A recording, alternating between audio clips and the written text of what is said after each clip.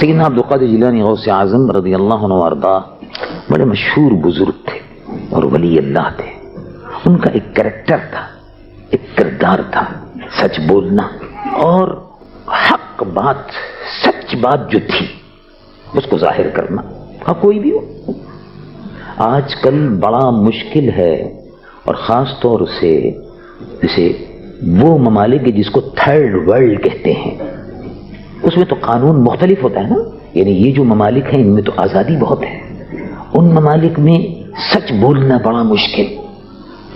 اسی طرح سے جہاں کہیں بادشاہت ہو، اور بادشاہت ایسی ہو کہ پارلیمنٹ نہ ہو، کوئی پوچھنے والا نہ ہو، یا ڈکٹیٹرشپ ہو کہ ڈکٹیٹر نے ملک پہ قبضہ کیا ہوا ہے، جو چاہو کہہ دیا، اور اگر جس کو چاہا قتل کر دیا. ایسے میں سچ بولنا بڑا مشکل ہوتا ہے، سچی بات کہنا بڑا مشکل ہوتا ہے. سیدنا عبدالقادر جیلانی رضی اللہ عنہ وارضاہ کی خدمت میں بادشاہ آیا. آپ کا زمانہ جو تھا وہ، آپ کے زمانے میں کئی عباسی خلفاء گزرے ہیں. بعض نے 5 تعداد لکھی ہے کہ 5 عباسی خلفاء آپ کے سامنے گزر چکے ہیں. یعنی آتے رہے، بیٹھتے رہے، جاتے رہے، مرتے رہے. وہ عباسی خلیفہ جو تھا وہ آپ کی خدمت میں حاضر ہوا.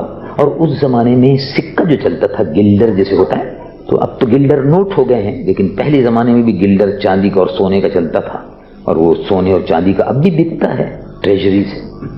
اس طرح سے دنیا بھر میں ہے. اصل سکے کے پیچھے جو ہے طاقت وہ وہی سونے کی اور چاندی کی ہوتی ہے. ریزرو بینک کے اندر وہی رکھا ہوا ہوتا ہے، اسی کی بنیاد پر پھر کرنسی چلتی ہے. تو سیدنا عبدالقادر جیلانی کی خدمت میں بادشاہ جو تھا وہ تھیلیوں میں اشرفی لے کر آیا، اور آپ کے پاس آنے کے بعد ہاتھ کو چوما اور وہ اشرفیاں رکھ دی. تو بادشاہ تھا، یعنی کوئی پارلیمنٹ نہیں تھی. جیسے اب آج کل بادشاہ بھی ہیں، پارلیمنٹ بھی ہے یورپ، یا بادشاہ ہے لیکن پارلیمنٹ نہیں ہے. تو بادشاہ کو سب اختیار ہے، جیسے سعودی عرب میں کہ بادشاہ ہے لیکن پارلیمنٹ نہیں ہے. یہ جیسے ڈکٹیٹر ہو، بادشاہ ہو یا ڈکٹیٹر ہو اور پارلیمنٹ نہ ہو تو وہ جو چاہے کر دے. جیسے شام کے اندر حافظ الاسد ہے، ڈکٹیٹر ہے اور پارلیمنٹ نہیں ہے، اور بڑا خبیث قسم کا آدمی ہے. یہ بھی اپنے وقت کا یعنی معلوم ہوتا ہے جیسے یہودی نسل ہے. یہ حافظ الاسد جو ہے شام کا، وہ یہودی نسل معلوم ہوتا ہے. اس نے ہزاروں، تقریباً اب تک 1000 سے زیادہ اہل سنت و جماعت کے گاؤں میں بلڈوز چلوایا حافظ الاسد نے. اور وہ شیعہ ہے، رافضی ہے، اور اہل سنت و جماعت کا بدترین قسم کا دشمن ہے. اور سنیوں کی بدقسمتی ہے کہ اہل سنت و جماعت 82% ہیں سیریا میں، لیکن انہوں نے سازشیں کر کے شیعوں نے فوج کے اندر گھس گئے اور اس کے بعد انقلاب لے آئے اور قبضہ کر لیا. حکومت اب ان کے ہاتھ میں ہے. اور سنی بیچارہ بھولا بھالا، بھولا بادشاہ ہے، یہ بیچارہ دیکھتا رہتا ہے. اور وہ جب چاہتا ہے سنیوں کے گاؤں بلڈوز کرا دیے اس نے، حما میں، حلب میں، مختلف مقامات پر.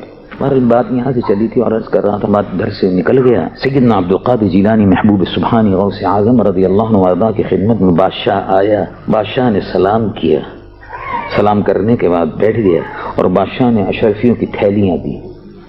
انہوں نے کہا کیا ہے یہ؟ ان کا حضور آپ کے لیے میں تحفہ لایا ہوں، نذرانہ پیش کر رہا ہوں. اب دونوں ہاتھوں سے لیا، اور لینے کے بعد وہ جو سونے کی اشرفیوں کی تھیلیاں تھیں ان کو دبایا. جب دبایا تو اس میں سے خون نکلا.